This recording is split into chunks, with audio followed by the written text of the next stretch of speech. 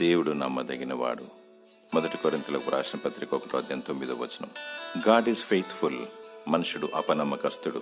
మనుషుడు మనిషే, దేవుడు దేవుడే. ప్రభు అయిన యేసుక్రీస్తు మారనివాడు. నిన్న నేడు రేపు ఒకే రీతి ఉండువాడు. నిన్ను పిలిచినవాడు నమ్మదగినవాడు, దయగలవాడు, ప్రేమగలవాడు. ఆయన నీకు మంచి స్నేహితుడు, మంచి కాపరి. పాపులందరి కొరకు క్రయధనము చెల్లించాడు. తన పరిశుద్ధ రక్తమును చిందించి ప్రాణాన్ని అర్పించి చనిపోయి తిరిగి లేచాడు. నిధిగా మనందరి కొరకు క్షమాపణను సిద్ధపరిచి ఉంచాడు. ఆయన పొందిన దెబ్బల చేత స్వస్థత, ఆయన రక్తము ద్వారా విమోచన. నీ పొరుగు వానికి వ్యతిరేకమైన పాపము చేసిన నీవు పొరుగు వానిని క్షమించుమని అడుగు.